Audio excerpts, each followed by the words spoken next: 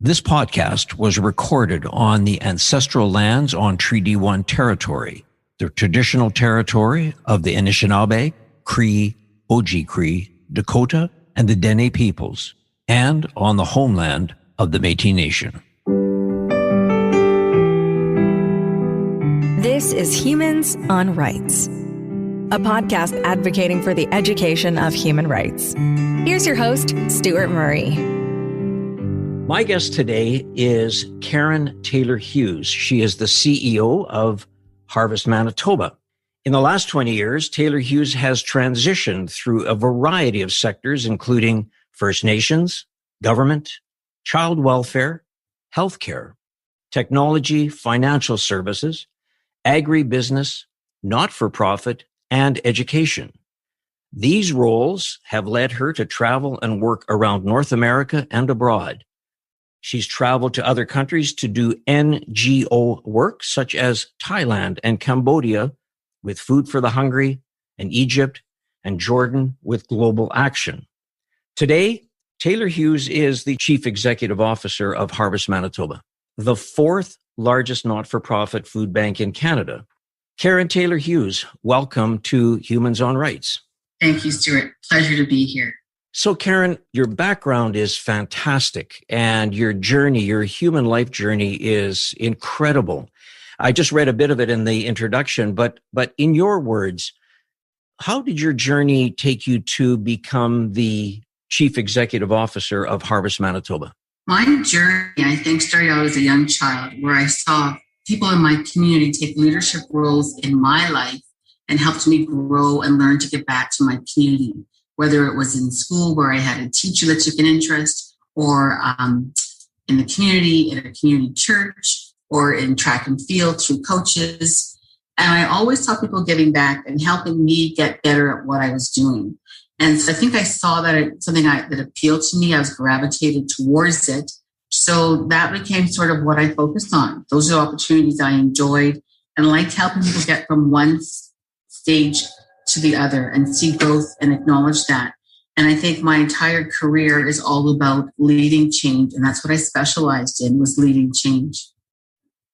And so we'll come to the fact that part of that leading change is you've had a name change where you work. Talk about the necessity to do that and why you felt that was important. When I came to Winnipeg Harvest, as we were called up until about a year ago, we also had a provincial association, which is called the Manitoba Association of Food Banks. And they were an active group board that worked with Harvest, and together we supported the food bank and the agencies across the province. But it came to a point in time where I think jointly we recognized that it would make more sense to merge and become one entity and to then be a stronger voice in our community and across our province. And that Harvest would continue to be the collector and distributor of food to all across the province and take away the confusion of having two different entities. So luckily, at that time, the board chair for Manitoba Association of Food Banks, Jim Feeney, and I had a great conversation, and both board chairs got together and we went through this merger process. And actually, it was really successful because our goals were aligned and we streamlined and we were more efficient. And certainly through COVID, we've seen more effective. So Harvest Manitoba then becomes the sort of umbrella organization. Keren, is that fair to say? That's correct. We have associate members, and they are food banks, they are schools, they are soup kitchens, shelters, a variety of areas that serve low-income families and or children and vulnerable people. I want to touch back a bit on your life journey because I'm fascinated by the fact that you spent time coaching, and I look at that as part of the ground that your foundation as kind of your leadership is around coaching. What was your experiences around coaching? Talk a little bit about your frustrations, but obviously those lead to wonderful triumphs and things that you see. And you know, that experience, I think, is most people I know involved in coaching just say it's a wonderful experience. Please share yours. It is a wonderful experience. And as I mentioned, I was very active as a child, and even in elementary, started playing basketball. and after school recreation with a wonderful fellow named Paul Gronowski, who later on became my high school math teacher. And again, just great community leaders that were interested, and a lot of athletes and children athletes don't have the experience of having really good coaches all the time. I'm fortunate to say probably across 5 sports and probably 20 plus years, I never had a bad coach. I had great people who were invested in me and showed up and supported me. And I was actually shocked when the club that I ran for many years, the Assiniboine Optimist, turned around and asked me to be a coach. When you've been an athlete your whole life, it was quite shocking. And I was like, I know nothing about being a coach. And they said, that's okay, we'll help you learn, but you've had lots of experience being an athlete, so it's just flipping the coin. And then I went and got my national certifications and had an opportunity to coach at club, provincial, and national levels, and just learned I learned what I've learned at Harvest. It's just as wonderful to receive as it is to give. And as a coach, you're giving of yourself. And it was a great experience. I coached for 6 years, probably 3 days a week, traveled every second weekend for 50 weeks of the year. And never once did I leave work and go, I don't want to go to U of M to the track because I'm tired. I got there, I got energy, I got support. I watched athletes grow and mature. And I think that was my foundation, to see that growth and be a part of it. I knew their parents. We worked as a team. And I think just having the experience of being an athlete and then being a coach and being able to set those parameters. And I had lots of support. I had great examples. I took a coaching course at U of W with Cal Botterill at the time, who was the psychologist for the Chicago Blackhawks. He was amazing. And just had lots of good support along the way, I think, to become a fairly good coach. And I enjoyed it. So when I took that into the workplace and leading change, I realized I had to coach as well. I had to coach leaders to be successful in leading change. So it all naturally wove together. So my journey, planned or not, it all sort of dovetails nicely with all my experiences to get me to where I am. Yeah, and just Cal Botterill, Keren, he was my high school phys ed. I mean, just, his legacy, legend, and who he is remarkable. Just before we move on to what goes on at Harvest Manitoba, let me come back and just ask you, what was the biggest adjustment to go from athlete to coach? I think as an athlete, you never think about what a coach has to do to prepare for your workouts. And the higher levels of certification, the more sophisticated you are. So you have to realize there's micro and macro cycles, and you have to know if your goal is to, at the end, this is September, and if your goal is next August to make a junior national team, as a coach, is a responsibility to ensure the athlete is prepared to be at their peakest performance for that trial, and then maintain it for the end event if it's a junior nationals or a Pan Am Games or something. So there's a lot of time and prep that goes into planning the workouts and the strategies behind that as well, because I had more knowledge, adding the whole psychology piece of that and how they stay focused and have different warm-ups. Like if you travel for hours on a bus, in a dark bus, and all of a sudden you get off into a field house with bright lights and noise, that can be very jarring. And you have to now compete in an hour. How do you do that? So I think the more I learned, the better I became prepared at it. But as an athlete, I had no idea what was involved in being a coach. And that's actually very similar to being a CEO. No idea until you're here. That's a great segue, Keren, and I love the explanation. So let's segue now to becoming. When you came, it was at that time Winnipeg Harvest before the change to Harvest Manitoba, as you explained. Obviously, you applied for the job. You've got great skill sets, your background. What was your first impression when you arrived? What was your first impression of the organization, the issues that were facing it? Well, when I got here, again, it's kind of being that athlete and switching over. I really didn't know that much about Harvest. I went to the website, had a look, and I thought, okay, they're a food bank and they distribute food, but didn't really understand the depth and the breadth of the work that they do. And when I had walked into the doors, they had just recently unionized. And so that was a brand new dynamic. But working for the government, I've worked in unionized organizations before, so it didn't bother me. but it was just understanding the culture and seeing that, we needed to enhance the culture and really build trust right away were probably the most important things, I think, as a leader that you want to do. Certainly as a business person, when I would go out and meet new clients or talk to folks, one of the first things you do is you talk about your background. So you build some respect and they actually realize that you've done this before and you're probably pretty good at it. That gives you an open door. When you come as a CEO with a whole bunch of tools and skills, but not ones perhaps they've seen or experienced before, the trust building process was had to be really specific, and building culture was really important. So I think that was those are some of the things I noticed that I had to work on. And again, just really realizing day to day, learning more about the business. I took the first 100 days, like most leaders do, to look, listen, and learn. And I was just completely shocked. There's so much that goes on here that people have no concept of. And I thought, that's our job, is to let people know what we really do and how much we do. So I think that was the biggest aha, was realizing we're so much more than we had ever, that people actually really knew about. It's a great overview of the first days, in a position like that, Keren. I think that one of the challenges when you've got a title. I mean, somebody has to lead the organization. You're the chief executive officer. And that is a mouthful. It's a big title. And of course, the responsibility.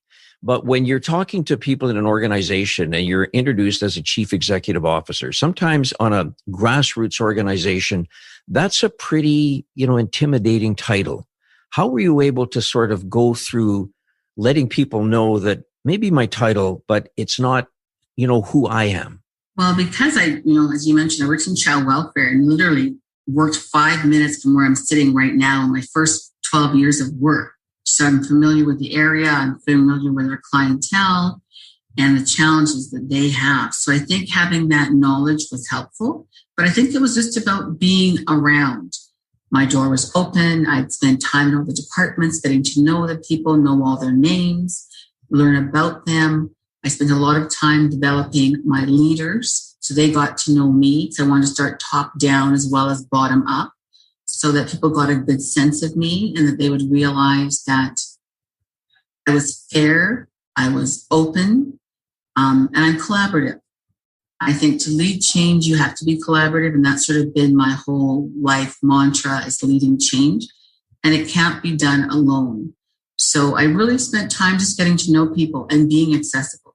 And so did that cause the process of how Winnipeg Harvest, at that time, again, I apologize, I'm going to go back and forth. So between Winnipeg Harvest and, as it currently is called now, Harvest Manitoba, did that cause any change, Keren, in how the organization dealt with those individuals, those families that were looking to be supported through the work that Harvest Manitoba does?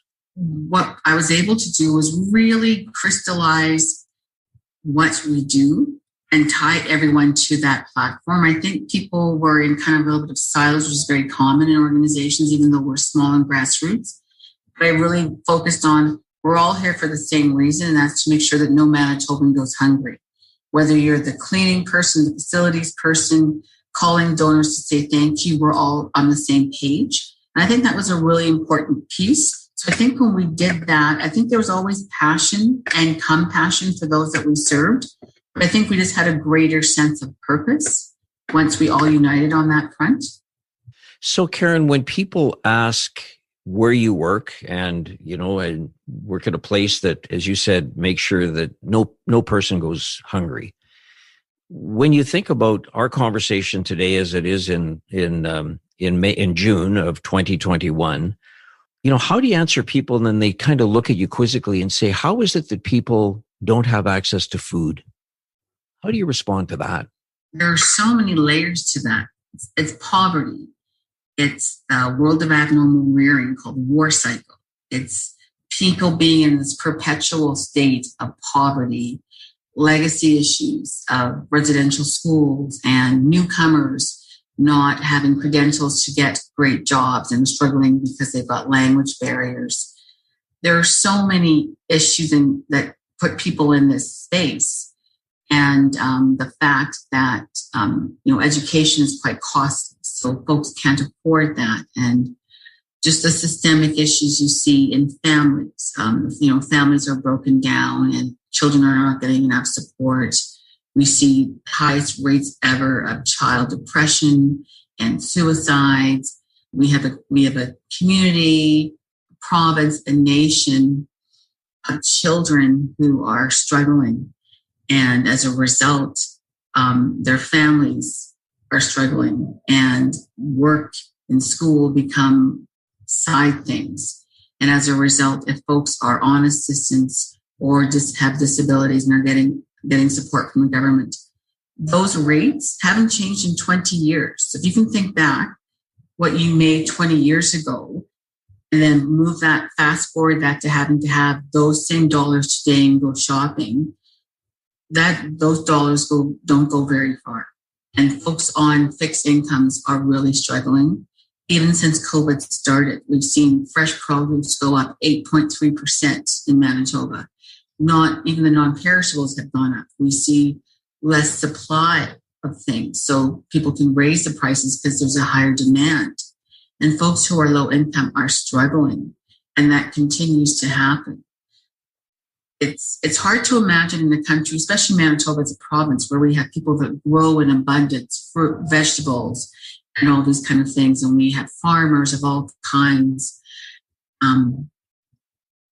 It's hard to get your head around. We have a great program where we have folks from different countries, international students that do a year of service. We've had folks from Russia and from Egypt and all over the world. And Canada is one of those top places in the world to live. And they come here and they're shocked that there are people that live here in parts of Manitoba that don't have running water. They can't believe that. I spent some time at St. Boniface Hospital Foundation, and they have a humanitarian award there, and a number of us were successful in bringing Sir Bob Geldof in to speak. And his whole thing was he looked at poverty in Africa, and just, of course, he was very active in that file. But to your point, he said almost the same thing when we talked about sort of hunger in Manitoba.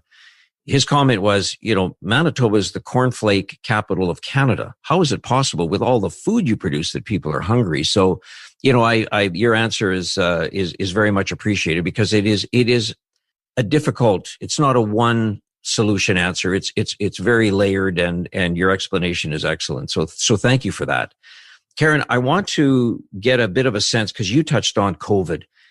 How have your operations, how have they been impacted by COVID?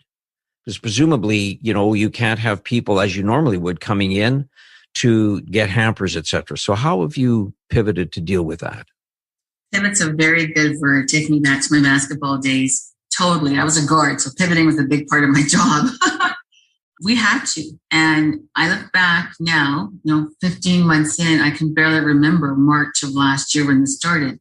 But I knew that myself and my leadership team literally were in at 7 a.m. every morning, and we met with our leaders every single day, and our managers and our staff almost every second day, to look at the challenges. And one of the first things I had to decide was, we knew we were an essential service, so we had to keep food flowing.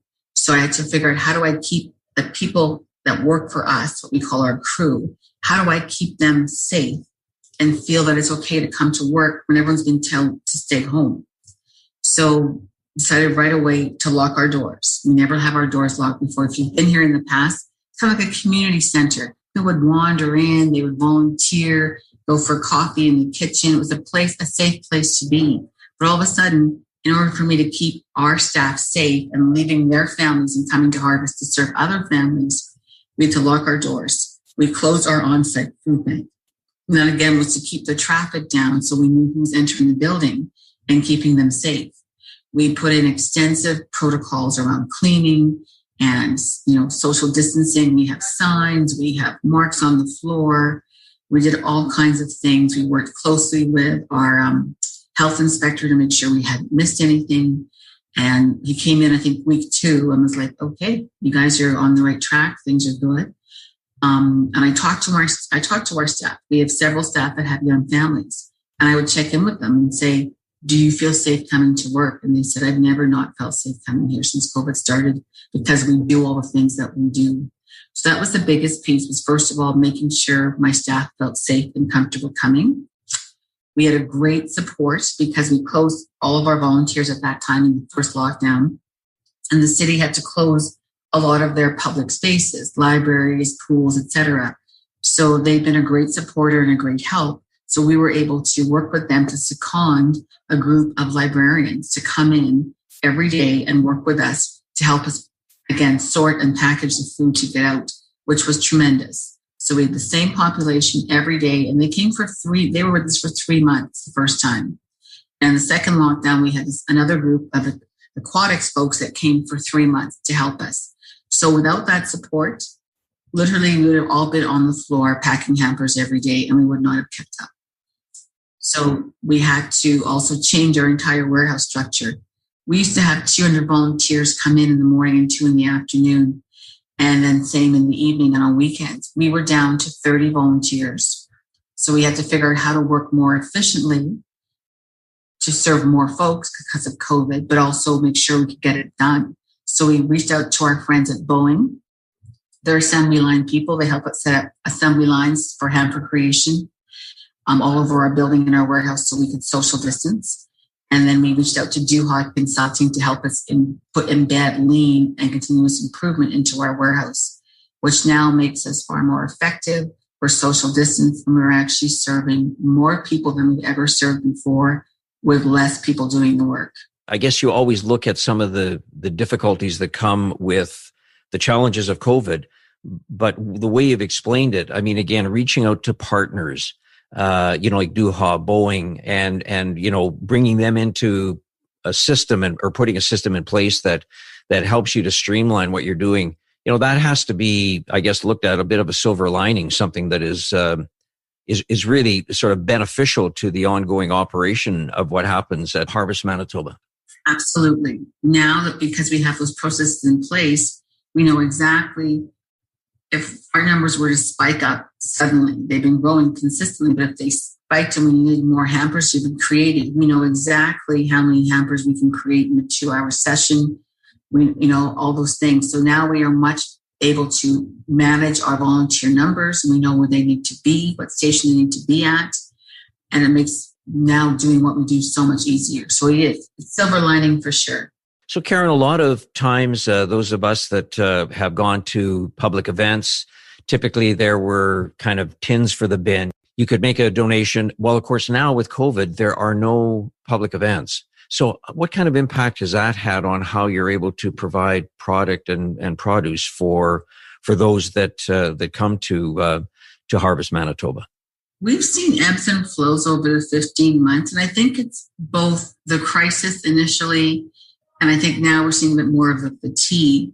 But when we stopped having events and people knew that we were short on food because the public was bulk buying. If you remember back in the days, you go and the shelves were bare because they couldn't keep up in the grocery stores with the supply, the demand that was there for their products. So we did outreach through some of our partners, Virgin Radio, et cetera, talked about, Harvest needs help. And we saw a tremendous outpour of the public doing contactless food drives in their communities. We had MLAs and city councilors in their neighborhoods put up flyers and say, on this day, we're going to drive around with a truck. If you've got non-perishables, here's the top 10. Put them on your front doorstep and we'll pick them up. We had thousands of pounds of food come in that way.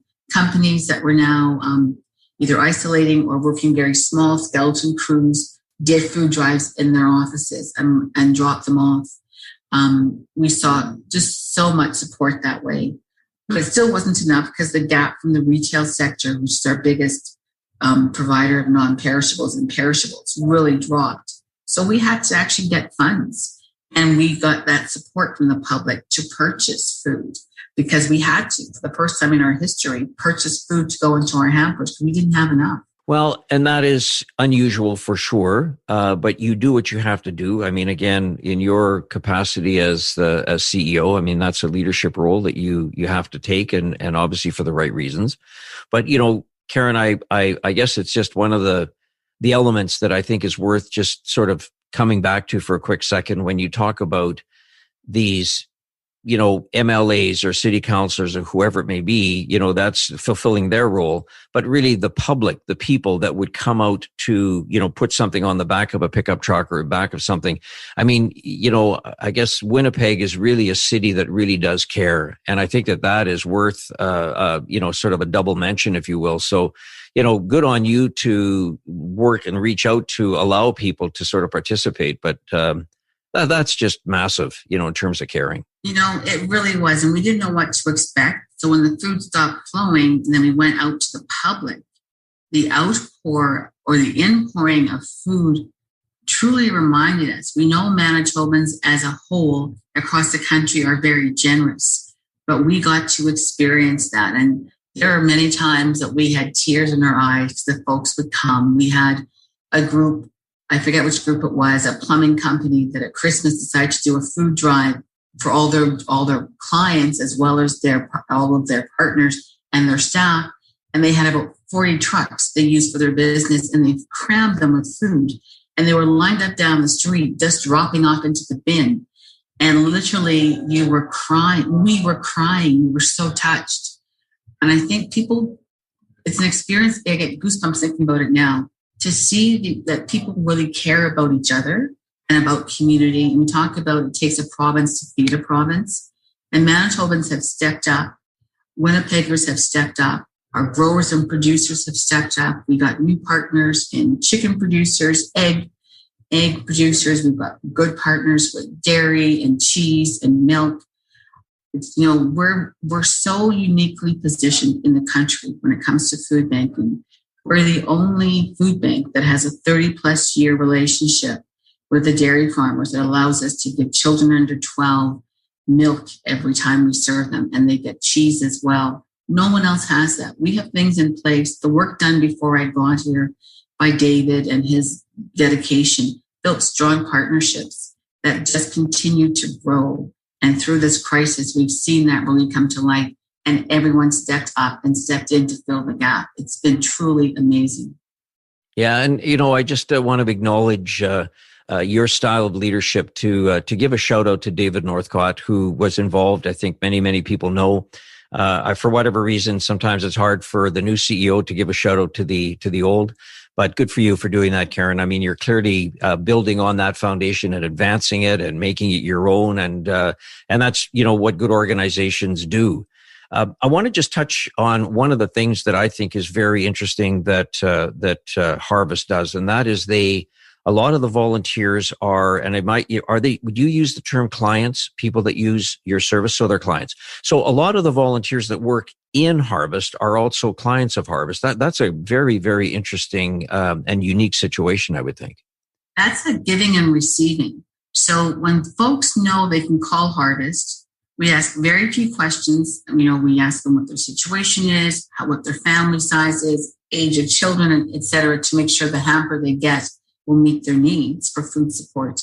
But when they realize it's free and really it's kind of barrierless to get that support, I think people are so touched that they think if I can give back and help, I will. And so they volunteer because that's important to them because they know they've been helped. We had a great experience. Fisher River is a community just outside the city that has a food bank.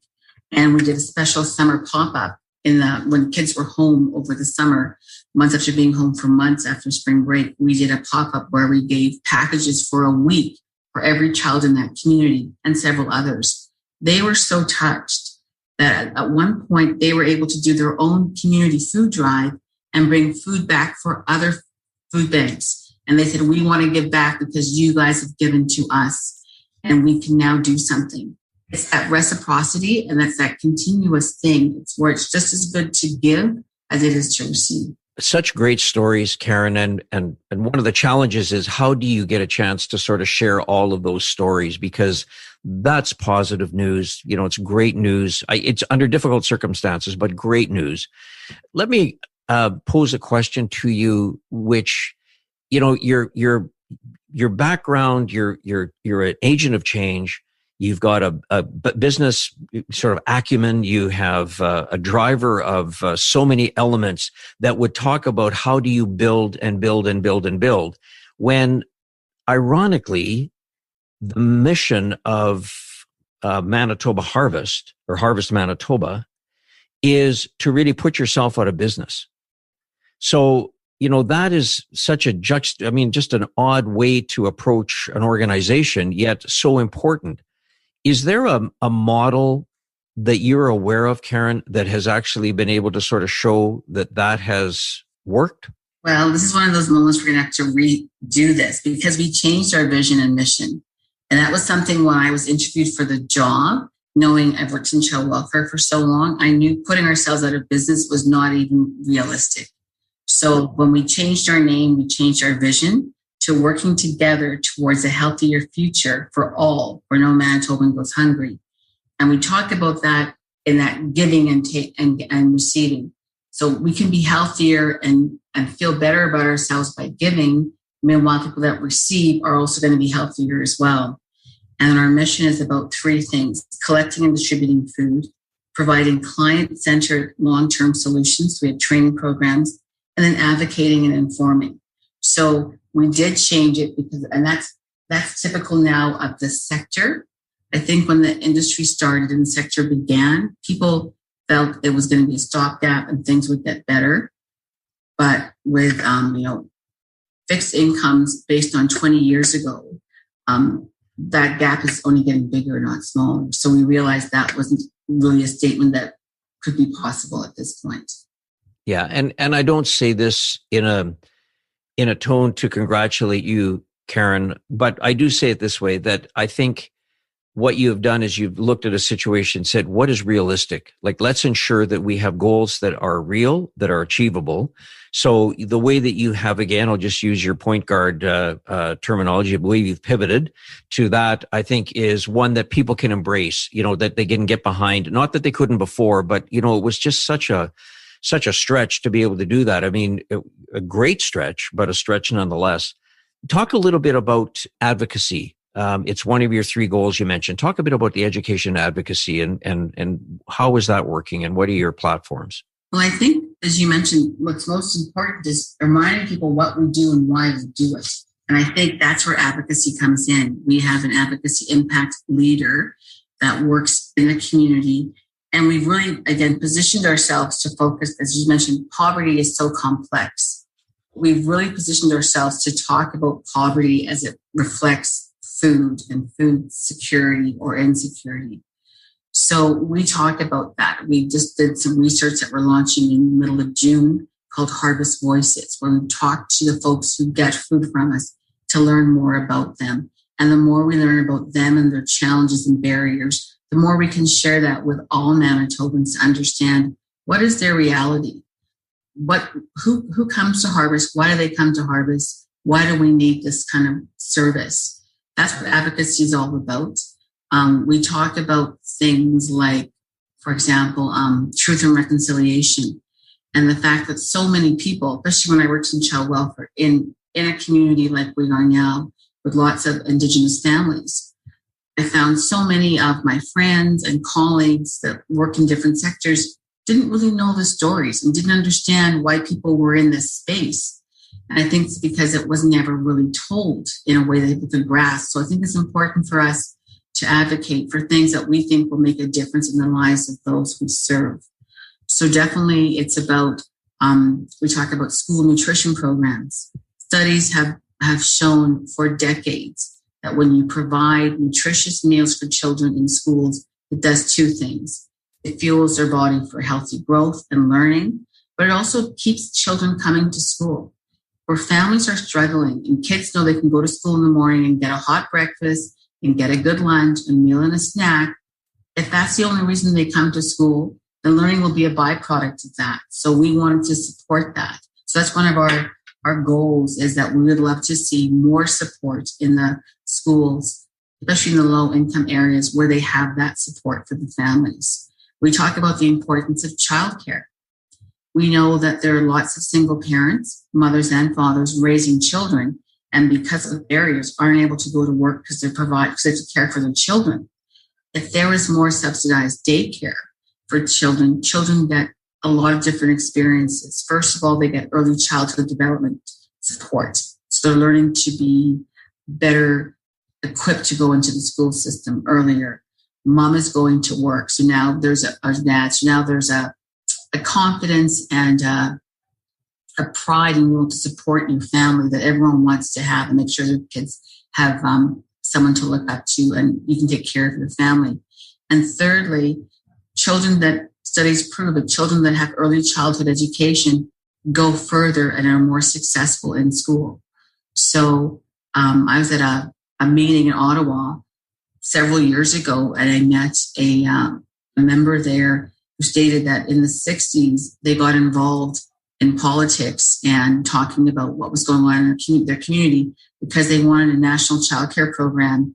And she said, I can't believe at that time, it was 2018, and we still don't have one. Right. So child care is very important to us because it makes a huge difference to our families. So and we talk about the North. We know there's a huge imbalance and inequity in terms of service to the North, and trying to help provide solutions and supports to ensure that there are programs and there's food and opportunities for people who live in the North to strive and be successful. Yeah, I think that's such an important point that you make. And I want to just spend a moment on just, sort of some of the numbers. And I don't know if these are accurate. I took them off your website, Keren. But, as I said, Manitoba Harvest by the numbers, 11,403,822 pounds of food were received. $156,500 are volunteer from 7,985 volunteers. 7,097 people reached via community activities, 4,212 of them students. And I guess the one that sort of really struck me at the bottom was just the number 451,464 adults, 716 children. And when you talk about this notion of having, breakfast for children, ensuring that allows them to go, those numbers are staggering. But what on the other side of this equation is what you're doing about it. And I think that's what's so important about the message that has to come from Harvest Manitoba, that those are the elements of change that you're bringing to try to make this a better community. Yes, we have I have to try to remember. I think we're the second highest child poverty. We are the second highest child poverty rate in the country, behind Nunavut, which is right above us. And right now, it's about 1 in 5 children are suffering from food insecurity. So we have a very large, and 46% of all the folks that we serve, which is now over 80,000 a month, 46% of that 80,000 are children. So we are really trying to build a healthier future for Manitobans. And we know part of that is making sure children are fed and educated, because we've certainly seen the impacts of children who are leaving the system, who have been in different systems, that have no education. They don't have anywhere to go, things to do, and we see crime rising. So we think food combats everything, and it can combat crime.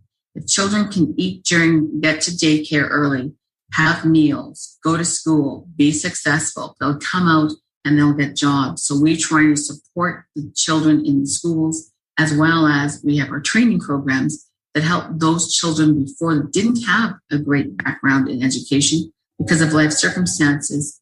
We have, outside of COVID, our training programs for children 16 and up to give them opportunities to get good paying jobs, to get out of this system and get into a healthier future for them.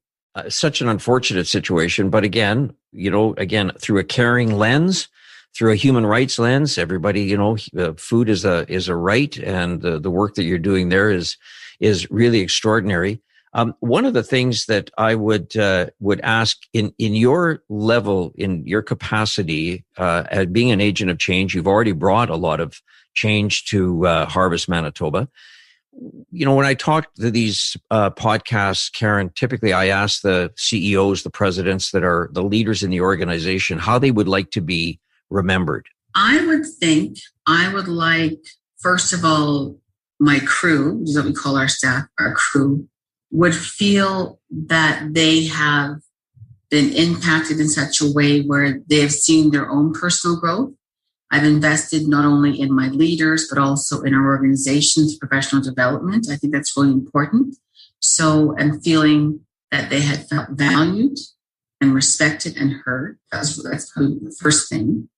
I would say for the public that they have a better sense of who Harvest is and what we do and the impact of what we do. And that will continue. And then I think personally, a program that I started in support of child's meal programs is Breakfast to Go, which is a weekend breakfast program for kids that we have expanded now into some of the northern communities, and we now expanded even further into the summer months. So that's, if I were to have a legacy, I think that would be one of them. I could say, yes, we became more efficient and more effective. We got better at storytelling. But I think having an impact on the community, that the kids in programs like Breakfast to Go or getting those summer meal programs will just help them continue to grow and be interested and want to participate in education and have a better future. I think that would be the goal of anyone in this kind of a environment, is to just, again, healthier future for Manitobans and give kids a really good start. Well, I think that one of the pieces that I read about you is the comment was Keren Taylor-Hughes, a leader who serves. And clearly that is what you have done in your journey, what you continue to do. And I want to wrap this wonderful conversation up today, Keren, by just saying that, in my opinion, as a point guard, I see you hitting threes outside the key constantly in how you've managed your life and your journey. And I want to thank you for taking some time. And I just want to close with this, that one of the things that Harvest does extremely well is they say, look, you can give to Harvest in three ways. One is food, one is time through donation. Of course, one is through money, financial donation. And I think that is just a tremendous recipe for success. Is there one of those areas, Keren, that anybody that might be listening to this podcast would say, or you would tell them, that if there's, it's obviously a changing dynamic, but if there's one area that would say, here's an area that we could really use some help in, of the three, is there one that's more a bit of a priority than others as we speak today? You're right. It does move from day to day, week to week, the priorities. But I would say we are definitely, during this particular time, volunteers are important. We have a really safe space. We have a good group of volunteers that come regularly, and new folks are coming in. But I think if people are feeling a little housebound and they feel it's okay to leave their home if they're feeling comfortable, we have a very safe environment. We wear masks, we wear gloves, we've got cleaning protocols, we've got hand sanitizer, people are socially distanced, but you're still serving your community. So volunteering is a great way to help right now. I am going to, again, Keren Taylor-Hughes, thank you for spending some time with me on Humans on Rights. It has been a pleasure to chat with you, to learn from you. Again, I can't help but close on a basketball analogy. And as you go through continue your journey in life, I wish you nothing but net.